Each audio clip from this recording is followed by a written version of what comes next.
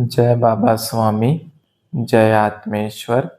हिमालय का समर्पण योग भाग 5 का आज 19वां दिवस है और हम हैं पृष्ठ क्रमांक 201 पर।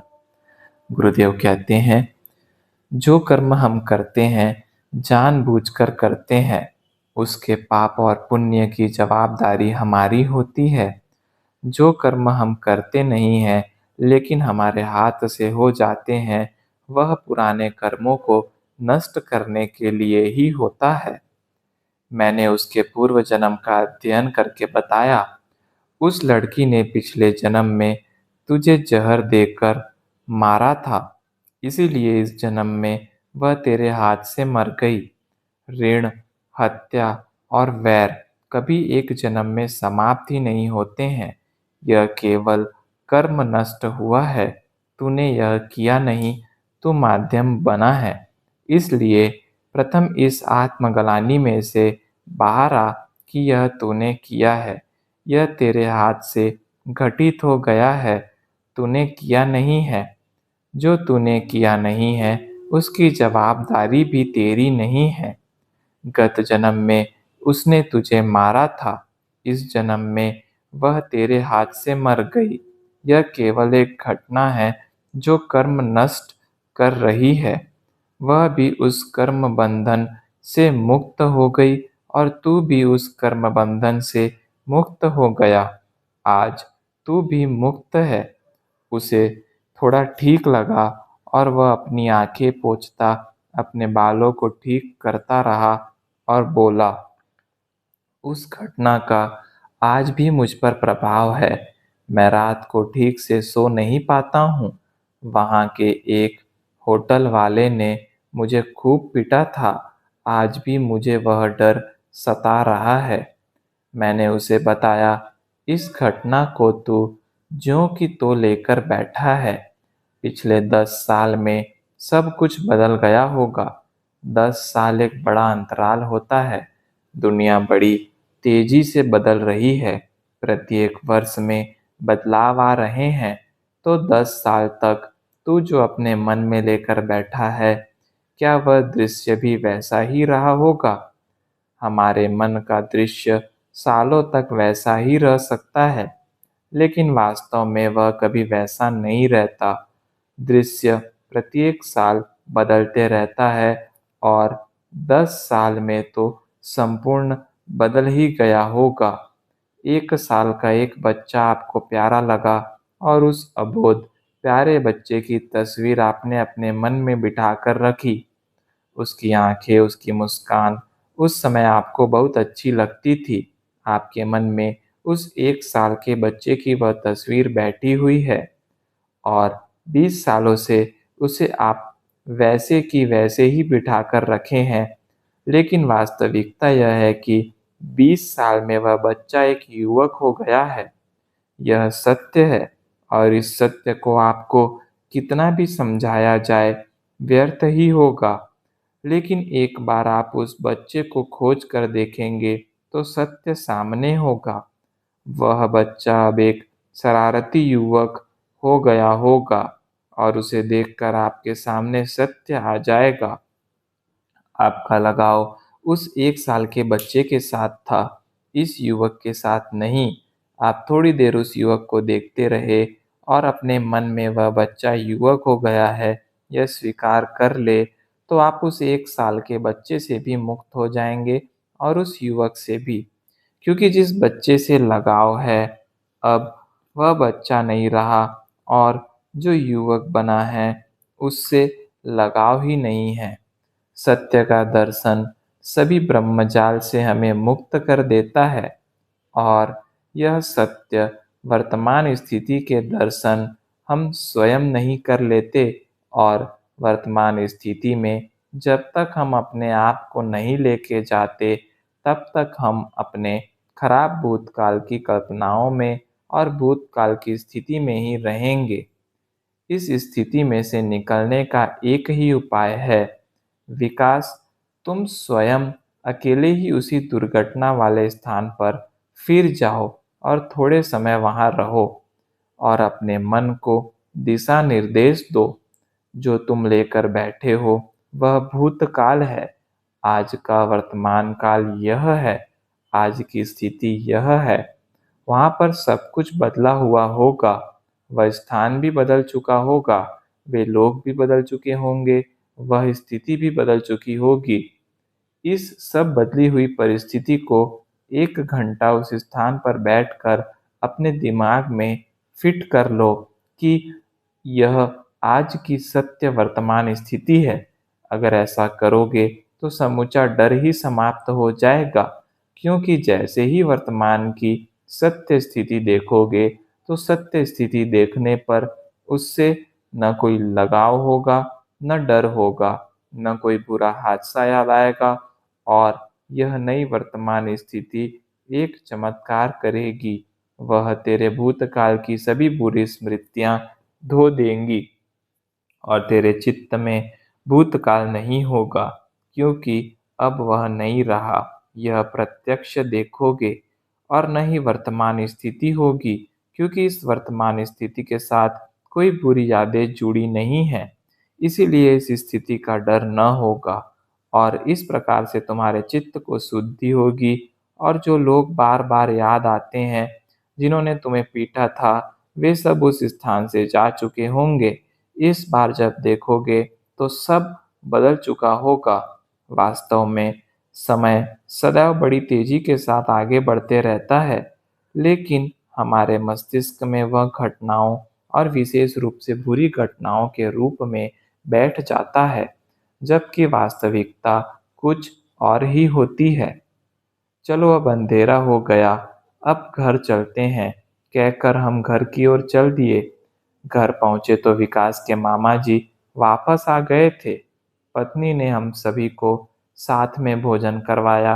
बाद में उन्हें मैं उस बस स्टैंड तक छोड़ने गया जहां पर तेजपुर की बस मिलती थी, और वे रात की बस से अपने गांव चले गए। मुझे जो लगा वह उपाय मैंने विकास को बता दिया था। यह उपाय मैंने कई लोगों पर आजमाया था, बस विकास इस उपाय को कब अपनाता है, यह प्रश्न रह गया था। एक दिन सुबह-सुबह मैं लड़की की चोटी बना रहा था। उसके बाल बहुत लंबे थे, इसीलिए काफ़ी संभालना पड़ता था। तो देखा, विकास उस दिन अकेला ही आया था। वह बोला, मामा जी को समय नहीं था और मुझे आपसे मिलकर अनुभव बताने की जल्दी थी, तो मैं अकेला ही चला आया। आपने कहा, वैसे एक दिन सुबह-सुबह मैं अकेला ही उस गाँव के उस चौराहे पर गया और करीब 4 घंटे वहाँ के मॉल में ही घूमता रहा। वहाँ पर सब कुछ बदल गया है। वहाँ का रोड काफ़ी बड़ा हो गया है। उस होटल की घुमटी की जगह एक विशाल मॉल वहाँ खड़ा हो गया है। ट्रैफिक भी काफ़ी बढ़ गया है। आस-पास मार्केट बन गए हैं। नई कॉलोनियाँ, बस्तियाँ बन गई हैं। वहाँ पर मैं 4 घंटे घूमता रहा, लेकिन मुझे मारने वाले कोई लोग अब वहाँ नहीं रह गए थे। मेरी कल्पना में वे उसी स्थान पर मेरा ही इंतज़ार करते रहते थे, जबकि वास्तव में वे कोई नहीं थे। जब 4 घंटे अकेले ही घूमा, तो मुझ में एक आत्मविश्वास आ गया कि मैं अकेला यहाँ घूम सकता हूँ। यहाँ मुझे कोई खतरा नहीं है। इस वास्तविकता को मैंने जैसे ही स्वीकार कर लिया, उस घटना को लेकर बैठा हुआ मेरे मन का डर स्वयं ही चला गया। आज जो वास्तविक स्थिति है, उससे मुझे कोई डर नहीं है, और न ही अटैचमेंट है। अब मन एकदम हल्का-हल्का लग रहा है। ऐसा लग रहा है कि उस घटना का भारी भरकम बोझ मेरे मन से उठ गया है। आज मैं अपने आप को बहुत प्रसन्न महसूस कर रहा हूँ। यह सब खुशी गुरुजी मुझे आपके कारण मिली है। यह कहकर उसने मेरे पैर छुए। मैंने आशीर्वाद देते हुए कहा, समय बड़ा बलवान है और समय ही सभी दुखों की दवा है। बस समय के साथ चलो। बहते हुए पानी में कभी कोई नहीं लगती है। सदैव जीवन में समय के साथ चलो। वह मेरी लड़की के लिए कुछ खिलौने लाया था। वे उसने दिए। मैंने दोपहर का भोजन उसके साथ किया और शाम को वह अपनी बस से चला गया। उसके धन्यवाद के पत्र मुझे बाद में भी कई वर्षों तक आते रहे। एक बार उसके मामा जी का भी पत्र आया था। वह लड़का एकदम अच्छा हो गया था। उसकी शादी में भी उसने मुझे बिहार बुलाया था, लेकिन बच्चों की परीक्षा का समय होने से मैं जा नहीं सका था। जब उसके शादी का कार्ड आया, तब मैं सोच रहा था, मैंने क्या किया? कुछ नहीं, केवल उसे भूतकाल में से निकालकर वर्तमान काल के सत्य के दर्शन करवाए। बस मैंने जो कहा वह उसने किया, इसीलिए यह अच्छा परिणाम आया। मन में आ रहा था, ये सब भोग है। जितने समय तक मनुष्य को भोगना होता है, तब तक उसे भोगना ही पड़ते हैं। जीवन में कुछ बुरा न होते हुए भी अपने जीवन को बुरा समझ कर रहना एक प्रकार की सजा ही है। जब ये भोग समाप्त होने होते हैं, कोई निमित्त बन जाता है और उसके भोग समाप्त हो जाते हैं। आज मैं निमित्त बना, मैं निमित्त नहीं बनता तो और कोई बनता, क्योंकि उसके भोग तो समाप्त हो ही गए थे। लेकिन मैं भी बहुत प्रसन्न था। इस नाशवान शरीर का उपयोग अगर किसी के दुखों को दूर करने में हो, तो इस शरीर का सदुपयोग हुआ है। अब जीवन में सब कुछ प्राप्त हो गया। अब तो प्रसन्नता प्राप्त करने के लिए कोई अन्य की आवश्यकता पड़ रही है। अगर दूसरा कोई मेरे शरीर के कर्म से प्रसन्न हो, तो ही मैं प्रसन्न होता हूँ। क्योंकि मैं प्रसन्न हो जाऊं, ऐसी कोई खुशी बाकी ही नहीं रही। एक तृप्ति का अनुभव कर रहा हूँ, एक आत्म शांति का अनुभव कर रहा हूँ। रोज शाम को पत्नी के स्कूल से आ जाने पर मैं मेरी लड़की को लेकर सब्जियां लेने बाजार जाता था। वहाँ के सब्जी बाजार में पत्ती वाली अनेक सब्जियां मिलती थी। वे मुझे अच्छी लगती थी, क्योंकि वे मुझे गुरु सानिध्य की याद दिलाती थी। कई पत्ती वाली सब्जियां मैंने गुरुदेव के साथ भोजन में खाई थी। वे सब्जियां खाता था तो फिर से गुरुओं की याद ताजा हो जाती थी। बाजार दूर था, तो हम जाते समय पैदल जाते थे और आते समय साइकिल रिक्शा से आते थे। जाते समय लड़की या तो आगे भागती थी या कुछ देखते बैठती थी और पीछे रहती थी। कभी वह साथ में नहीं रहती थी। स्कूल की सभी लड़कियां उसे जानती थी। इसी कारण रास्ते में उसे कोई न कोई पकड़ ही लेता था। वह बहुत चंचल थी, इसीलिए सामान के साथ उसे संभालना कठिन होता था। इसी कारण आते समय हम रिक्शा से आते थे। वह भी मेरे साथ दिन भर घर में ही रहती थी, इसीलिए मुझे उससे सहानुभूति थी। और वह मुझे सड़क पर चलने में परेशान करती थी, तो भी मैं उसे साथ लेकर ही चलता था कि बेचारी दिन भर घर में ही रहती है। ऐसी हम दोनों की जोड़ी का यह दोपहर 4 बजे का निश्चित कार्यक्रम रहता था, क्योंकि शाम 5 बजे वहाँ रात जैसा माहौल हो जाता था। बाजार भी शाम को ही बंद होने लगते थे। जल्दी सूर्यास्त होता था और जल्दी सुबह होती थी। पवित्र वेदी नाम की साउथ इंडियन लोगों की संस्था की और ओर से डॉक्टर लोगों का एक ग्रुप समूह रोज शाम को ध्यान सीखने आता था। उनके साथ प्रश्न उत्तर का कार्यक्रम होता था और बाद में ध्यान होता था। मैंने एक शाम उन्हें बताया, ध्यान करने से मानसिक शांति मिलती है और उस मानसिक शांति का शरीर पर सकारात्मक प्रभाव पड़ता है। यह आप सभी जानते हैं और आप भी कई लोगों को ध्यान करो कहते हैं, लेकिन क्या ध्यान करना इतना आसान है? जैसे आप लोगों को सलाह देते हो कि रोज सुबह कुछ पैदल चला करो। यह पैदल चलना आसान है।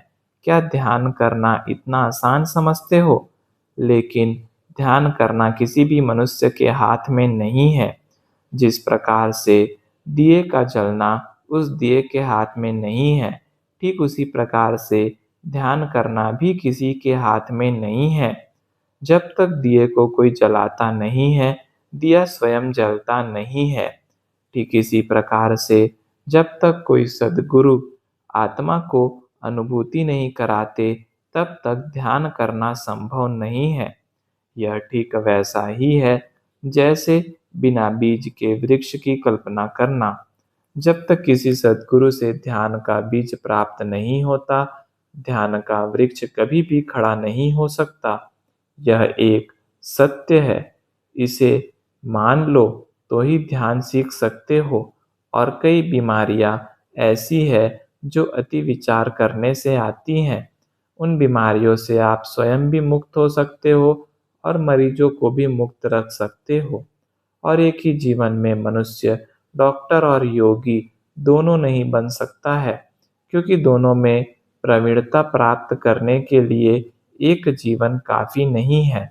हाँ, दोनों अगर मिलकर समाज के लिए कार्य करें तो समाज का कल्याण हो सकता है। आत्म अनुभूति एक अनुभूति है।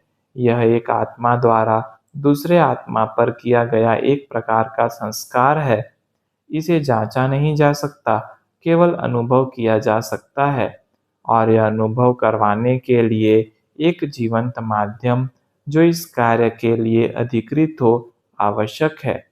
अधिकृत माध्यम वह माध्यम होता है जिस माध्यम को अनेक गुरुओं ने तैयार किया होता है और जो एकदम खाली और निखालस होता है, जिसका अपना कोई अलग अस्तित्व नहीं होता है।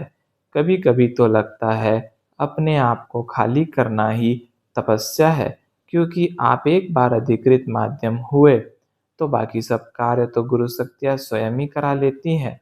दूसरा, पवित्र माध्यम का जन्म ही माध्यम बनने के लिए होता है। यह एक विशेष आत्मा होती है जो जन्मों जन्मों की साधना से अपने अंतिम जन्म में अधिकृत माध्यम होती है। इसके पीछे जन्मों जन्मों की तपस्या और साधना रहती है। इसे सद्गुरु ही पहचान पाते हैं। यह लाखों में नहीं, करोड़ों में एक होती है। यह अधिकृत माध्यम जाति, धर्म, रंग, भाषा, देश से परे होता है। इन सभी प्रकार के मनुष्य उसके पास समान भाव से आते हैं और आकर्षित होते हैं। वह अपने जीवन में प्रत्येक मनुष्य को प्रभावित करता है, या यूं कहा जाए कि उससे प्रत्येक जीवंत मनुष्य प्रभावित होता है। इस अधिकृत माध्यम में शक्तियां नहीं होती, वह तो केवल शक्तियों से जुड़ा होता है। वास्तव में ईश्वरीय शक्तियां संभाल सके ऐसा शरीर आज तक बना ही नहीं है। यह अधिकृत माध्यम उन ईश्वरीय शक्तियों को आवश्यकतानुसार आमंत्रित करता है और अपनी शुद्ध इच्छा शक्ति से प्रवाहित भी कर सकता है। वह एक खाली पाइप के समान होता है। और जब परमात्मा की शक्तियाँ किसी अधिकृत माध्यम से किसी आत्मा तक पहुँचती है, तो आत्मा को शांति अनुभव होती है। और आत्मा एक आत्म शांति का अनुभव करती है तो ध्यान खुद ब खुद लग जाता है। ध्यान करना नहीं पड़ता। ध्यान स्वयं एक अनुभूति है। जन्मों जन्मों की पवित्रता ही आत्मा को अधिकृत माध्यम बनाती है। यह एक जन्म की साधना और तपस्या से संभव नहीं है, क्योंकि ईश्वरीय शक्तियों को ग्रहण करना अलग बात है। यह तो कई पवित्र आत्माएं कर पाती हैं, लेकिन उन शक्तियों को अपनी इच्छा अनुसार आमंत्रित करना और अपनी इच्छा से अन्य मनुष्यों में प्रवाहित करना, यह अत्यंत कठिन कार्य है। यह कार्य तब तक नहीं हो सकता जब तक आप ईश्वरीय शक्तियों के साथ समरस नहीं हो जाते। यह तभी संभव है जब शरीरधारी हो, लेकिन शरीर के दोषों से रहित हो, शरीर के भाव से मुक्त हो, या आत्मा का भाव इतना अधिक हो गया हो कि शरीर का भाव ही समाप्त हो गया हो। ऐसे अधिकृत माध्यमों को मृत्यु का डर नहीं लगता, क्योंकि यह डर शरीर से संबंधित है और ये शरीर से परे हो गए हैं। ये अपनी इच्छा से जन्म लेते हैं और अपनी इच्छा से ही इनकी मृत्यु होती है। ये तब तक मनुष्य को प्राप्त नहीं होते यह तब तक मृत्यु को प्राप्त नहीं होते जब तक ये स्वयं मृत्यु न चाहे। ये प्रायः किसी कार्य विशेष से बंधे होते हैं। अपना कार्य संपूर्ण हो जाने पर स्वयं ही देह त्याग कर देते हैं। इनकी मृत्यु नहीं होती और न कभी हो सकती है। ये देह त्याग ही करते हैं। जिन सद्गुरुओं ने इन्हें अधिकृत किया होता है, वे अपने कार्य भी इन्हें साथ में सौंपते हैं और इसी कारण ये जीवन में उन कार्यों से बंधे होते हैं। ये कार्य ही उनके जीवन का आधार और उद्देश्य होते हैं। वे उद्देश्य पूर्ण हो जाने पर उनकी आत्मा स्वयं ही शरीर रूपी वस्त्र छोड़ देती है। इनकी कभी भी मृत्यु नहीं होती है। मृत्यु के बाद ही सर्वसामान्य लोग भी उन्हें जानने लगते हैं। जिस प्रकार से कस्तूरी की सुगंध एक बंद डिब्बे से वही व्यक्ति ले सकता है जो जानता है कि डिब्बे में कस्तूरी है, लेकिन एक बार डिब्बा खोल दिया तो कस्तूरी की सुगंध समूचे वातावरण में ही फैल जाती है और फिर तो कोई भी इस सुगंध की ओर खींचा चला आता है। इसीलिए अधिकृत माध्यम वह कस्तूरी है जो शरीर रूपी डिब्बे में बंद होती है। जय बाबा स्वामी, जय आत्मेश्वर।